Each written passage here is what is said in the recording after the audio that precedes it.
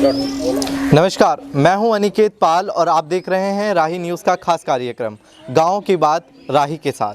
जी हां, पंचायत चुनाव तो जोरों शोरों से चल ही रहे हैं और प्रत्याशी भी अपने अपने प्रचारों में लिप्त हैं, पर कहीं ना कहीं जनता के बीच ये मंथन बना हुआ है कि आखिर किसे ना मतदान दे। चूँकि विकास के वादे तो सभी करते हैं, पर विकास करेगा कौन?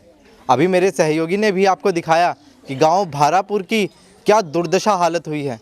ऐसे में जनता किसे अपना चुन रही है प्रत्याशी, किसे चुनकर विजयी बनाकर लाएगी विकास के लिए, जानेंगे हम जनता से। आइए करते हैं सीधी बात जनता के साथ। नमस्कार, आपका नाम? नसीर। जोर से बोल। नसीर। नसीर जी, आप किसे चुन रहे हैं? हम लोग किताब वाले चुनेंगे भाई। किताब वाले को। अच्छा, अभी हमने आपकी गांव की दुर्दशा देखी। गांव की दुर्दशा बहुत ख़राब है, सड़कें और नाली का तो कहीं नामो निशान ही नहीं है। कीड़े चल रहे हैं यहाँ सीधा। कीड़े चल रहे हैं। हाँ। कीड़े चल रहे हैं, देखो इधर पानी भरा पड़ा, बिल्कुल मच्छर खा रहे हैं बहुत ज़्यादा।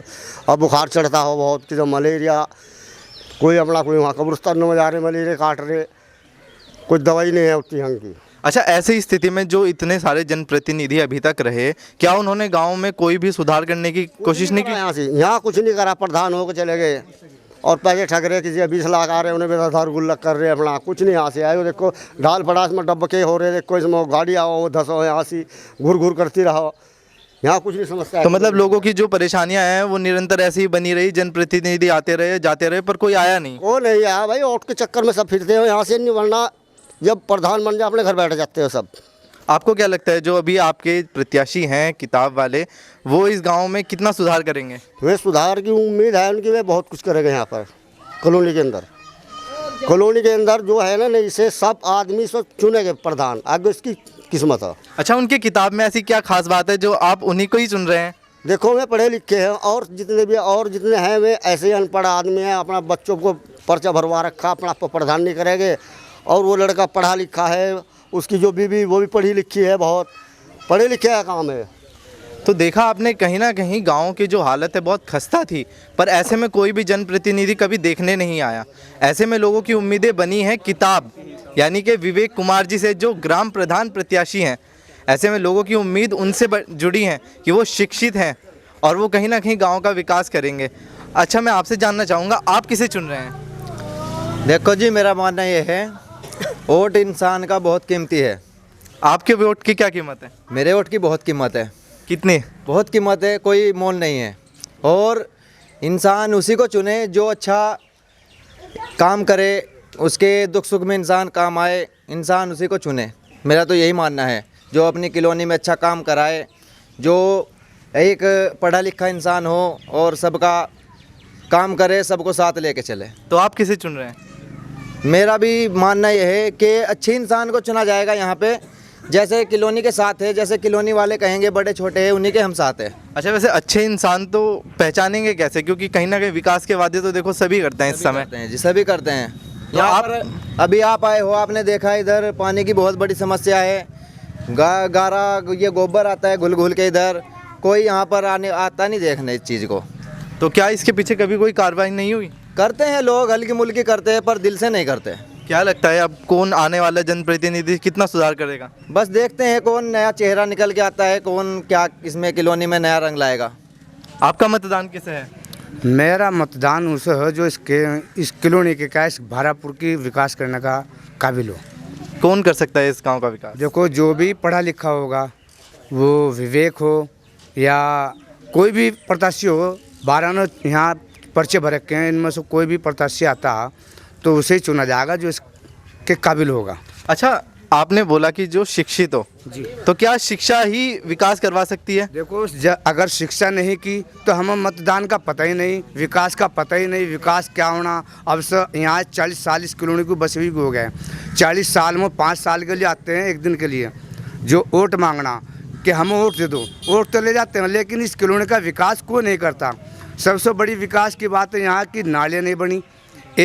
40 साल से हमें मांगते हो गए एक ट्रांसफार्मर दे दो, क्योंकि इस कॉलोनी में लाइट की बड़ी समस्या है। जो पर पूरे भारापुर भौरी से लाइट बच के आती है तो बहुत हल्की फुल्की यहाँ आती है। वो हमारी समस्या किसी प्रधान ने, किसी विधायक ने नहीं पूरी की। तो हम ऐसा प्रत्याशी चुनना चाहा जो हमारी समस्या पूरी समाधान कर सको। अच्छा, ऐसा कोई विशेष कारण कि आपकी जो सुनवाई ना हुई हो अब तक? हमारा कारण यह कि हम ऐसा नहीं करते कि हम एक जगह बैठ जाऊं। ये हमारी कॉलोनी के अंदर जितने भी प्रत्याशी मेरे भाई खड़े हुए हैं सब, कोई आदमी एक जगह बैठ कर अपना मशवरा करके ये नहीं कहता कि हम फला प्रधान के पास वोट लेकर जाएंगे।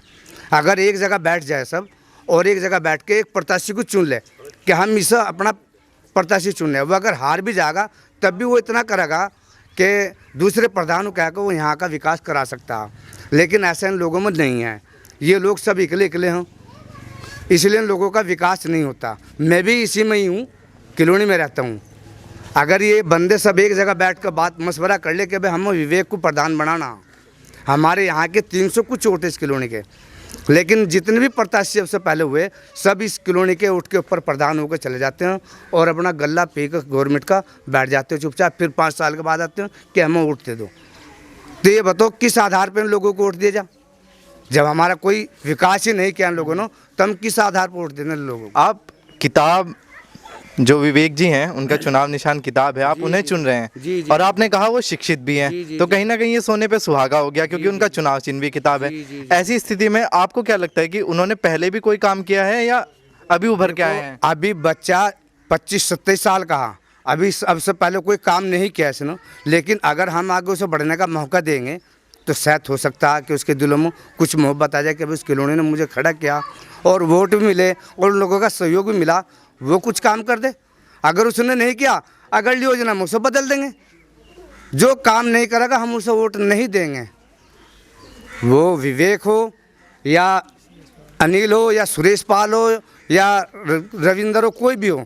हम अभी अभी आपने नाम भी लिया सुरेश पाल, जी, जी, जी। तो क्या इस बार वो भी प्रधान पद के प्रत्याशी हैं? जी, मैं भी प्रधान हूँ, मैं भी पर्चा भर रखा, मैं भी पूरे हकदार हूँ।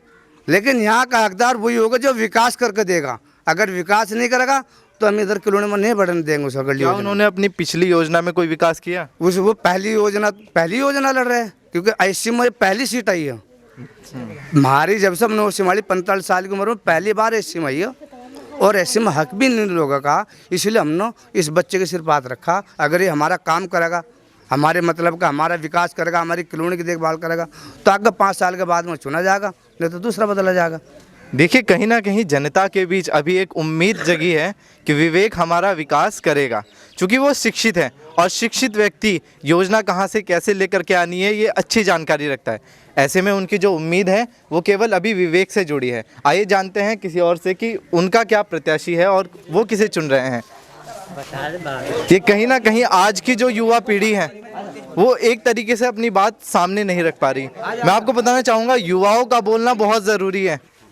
आप क्या कहना चाहेंगे, आपका कौन प्रत्याशी है? मेरा नाम मोहन सिंह है, मेरा प्रत्याशी विवेक कुमार है, क्योंकि विवेक में वो लगन है, लगनशीलता है जिसमें वो काम करता है, काम कर सकता है पूरी।